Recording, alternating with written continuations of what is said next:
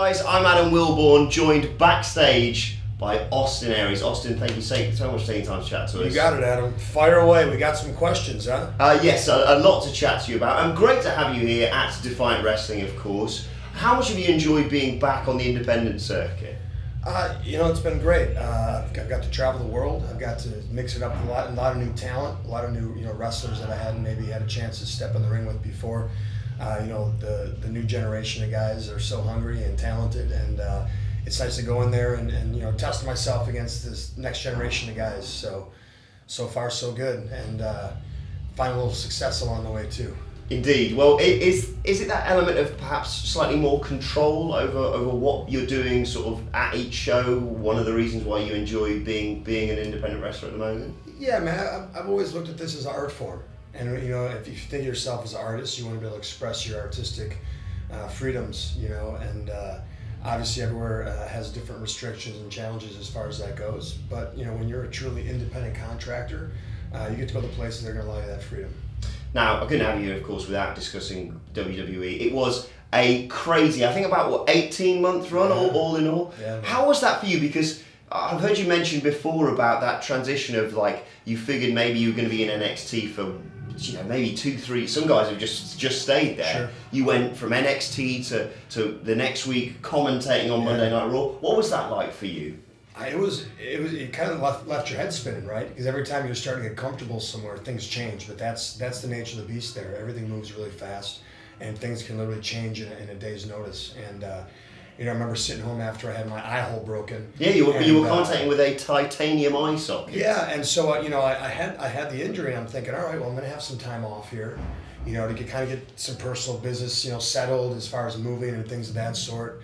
And literally that night, as I'm thinking I got the next couple of months to kind of get my bearings, I got the call saying, hey, we're going to fly out in a couple of days, start doing commentary. So it never stopped, and I don't feel like I ever felt settled in there. And before you knew it, it was done, and now here I am. So now it's just about finding the new direction, the new path. We always knew you were a good talker through your time in other organisations, of course. How was that for you, but taking on a commentary role? Because obviously there's one thing cutting a promo, but having to sort of adapt to what you're watching and working with people like Michael Cole, what was that like? It was a great experience, man. It was something I never really thought about as far as, maybe something I would do. And then once the opportunity presented itself and I got a chance to do it, I really fell in love with it. And understand that I had an easy role. I got to be a character. I didn't have to do play-by-play. I didn't have to do a lot of the cut-ins and things, that these guys have to do. So I learned a lot from that aspect and how hard that job is. And guys like Michael Cole, who I know gets a lot of shit from a lot of the fans, but understand how good he is at what he does. And he really holds that thing together. And he gave me just a ton of advice. And, working with Morrow, who I'm a huge fan of. And really all the guys, Byron Saxon knows how to play his role. And really, I really, if there's one part that I miss right now, and even once I became kind of a full-time in-ring competitor, I still wouldn't like to hang out with those guys, because I really enjoyed their company. And so, who knows, man, maybe someday once I'm done with the in-ring, maybe that opportunity opens back up for me somewhere, and definitely something I'd like to pursue. How was it working with Neville? Because we've seen him go from straight through, and I've heard you compliment him before. Yeah. What was that like? The guy, again, we hadn't really done anything for years, since we were both on the independent scene, and so obviously the guy looks the part. He's done obviously a tremendous job outside the ring to look the way he does, but there's literally nothing the guy can't do. And once he found his character, his voice, and he really latched onto it, he's really the complete package. For me, that meant having to kind of take a different approach and a different role, and which was a bit of a challenge for me, because if you listen to my commentary, I certainly wasn't coming off as a nice guy, and then all of a sudden I was kind of put in that position. And but the guy's really intelligent, really passionate about this, and really believes in himself, and hopefully we see him pop up somewhere soon. Now, WrestleMania 33, people talk a lot about that, obviously, with you being on the pre-show, but one thing I know that you did enjoy about that, obviously just being at WrestleMania, sure, but yours was the first music that hit. It was, man. It was the very first thing people heard, and the crowd erupted, and it was all for me, or it was because after probably being there in the sun for 5 hours, they're just happy to show us something going, man. Either way, obviously that week and is stressful. For a number of reasons, not just for performers, but there's so much that goes into behind the scenes.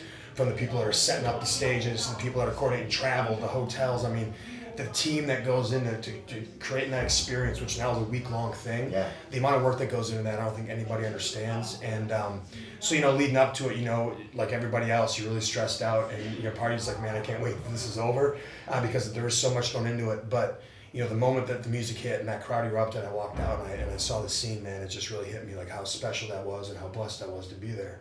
And whether it was the kickoff show or the main show, I mean, to me, it's all the same. I will say this: I've talked to a lot of people, and I was there the year before, and I saw the number of people that were already in their seats, ready for the kickoff show. Mm-hmm.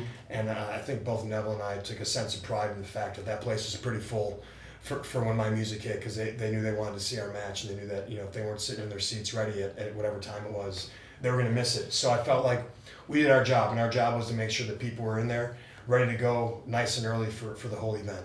And you had one of the best matches of the night as well. I mean, that's not for me to say. That's the fans' perspective. I appreciate that. I mean, we felt, obviously everybody would like to be in the main event, right? Everybody Yes. would like to have that spot, but with what we were given, we went out there, we gave it our all. Now, your departure, I think it's fair to say there's some misconceptions or mistruths maybe going around about that. I think a lot of people just sort of second guess when it was announced that you were leaving, the reasons behind it, the sort of the people behind it even. Sure. Looking back now, your thoughts on that whole thing, because it wasn't necessarily that you quit or you didn't want to be there anymore. Was it just a kind of a sort of, they haven't really got a lot of anything for you to do next, and you always strike me as someone who wants to know what his character is leading into. You know what, man? Here's where I'm at with that whole thing. Whatever the reasons were, I'm never going to know, and they're never going to tell me, and it doesn't really matter. So all I've been able to do at this point is internalize, what did I do that maybe led to my departure? What did I do for them to not find something for Austin Aries? Because I like to think that I'm a very versatile guy, that if you want me to be there, you'll find something for me. So without really knowing all the the realities of it, and without going into speculation or rumors, they simply told me they didn't have anything for me. And I can look back and go, well, what did I do to contribute to that? And that's really it. The idea that I asked for my release was leaked somewhere by somebody to someone to put out there. For whatever reason, I don't know. That was never the case. It never crossed my mind. I got some good advice before I left there from Scott Armstrong. He said, man, he's like, you got to learn to ride the waves. And you're not always going to be riding the wave. And when you're not on the wave, just relax, and because another wave will come. And so I was content to go, all right, I had my run. We did the program with Neville. I didn't really know what was next for me, but I was content to kind of wait for the next wave. And obviously I was looking to get myself healthy after kind of that 4 months of on the road and being a little beaten down. I was cool with that. And they obviously had something else on their mind. But I'm not going to play the game of looking backwards or trying to figure it out. All I can do is go, what did Austin Aries do, or what did I contribute or not contribute that put me in that position? And then what can I do to improve on that moving forward? And for me, that's just about being real and honest and taking ownership, because we can always point a finger, but the only thing you can change is when you point the finger in the mirror.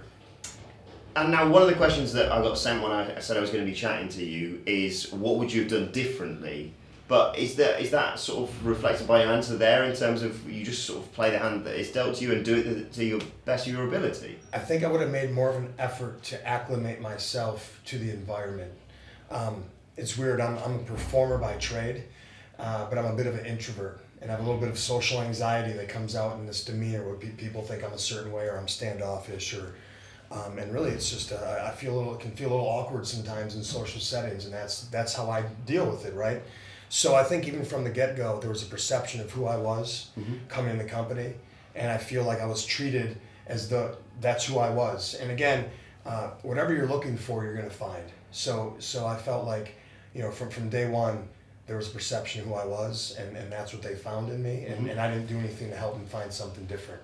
So I would have tried to acclimate more into the team environment. I would have tried to maybe go out of my way to travel with people more often, to try to strike up more conversations, to get to know people. Because really what I was doing most of the time was just trying to stay out of the way. When I was in commentary, I didn't want to be in the locker rooms, because I felt, hey, I'm not performing that. I don't want to take up space from the rest of the superstars. So I went where the commentators were, to kind of stay out of the way.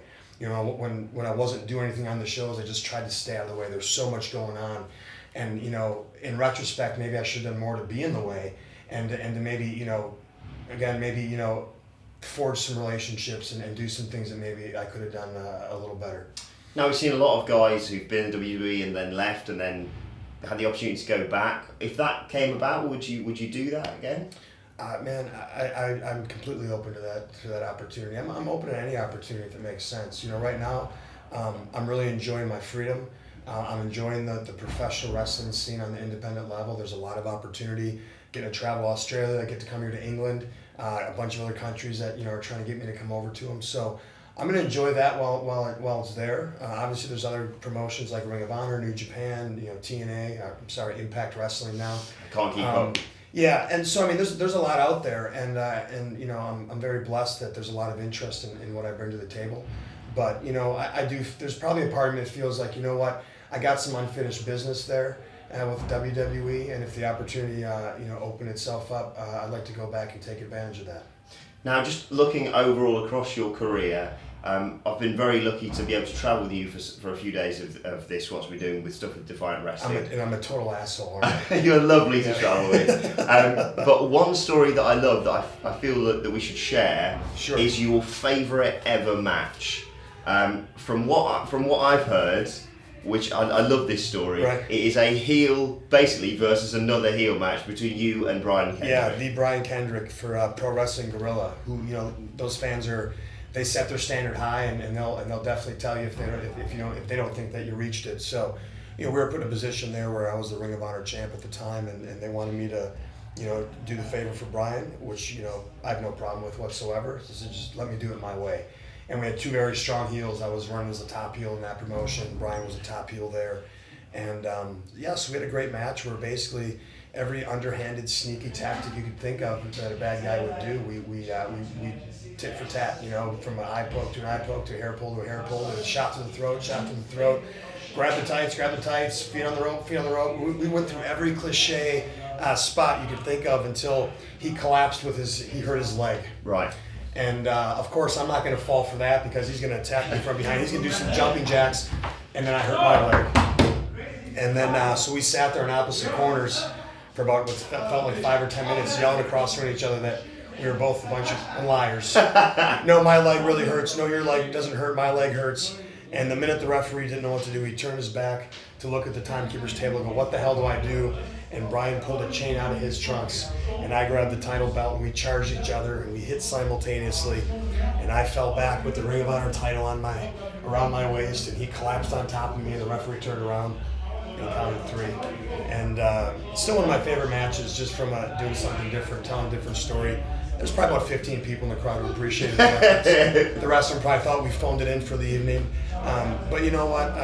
That's, you know, one thing that we forget about sometimes with professional wrestling, it's supposed to be fun. Yeah. We put so much pressure on having the best match of the night or what our Twitter's going to say after our performance, and we forget to go out there and have fun. And that was one of those nights where we got to go out there and just have a lot of fun, and I'll always remember that. Looking forward for you, any future plans and any sort of bucket list wrestlers that you'd still like to perhaps tick off?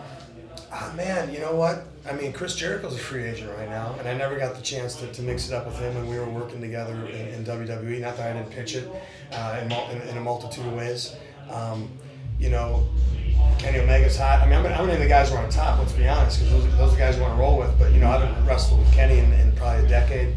Cody Rhodes never had a chance to get in the ring with. You know, those are some of the guys off the top of my head. And then there's just a lot of young talent that probably maybe I'm not too aware of, but as I'm starting to meet them and get in the ring with them, I'm really appreciating what they bring to the table. So, you know, and there's probably some guys I'm forgetting too. And then I always told Tommy Dreamer, like, man, Tommy, like, you know, let me wrestle you. Like, I can do some hardcore shit, you know, but I don't think he wants to try to keep up with me in there. So I understand. But yeah, man, I'm having a lot of fun right now, getting to do some stuff that you know, I haven't had a chance to do, places that I haven't had a chance to do it, and we're gonna keep riding that wave until the next one comes.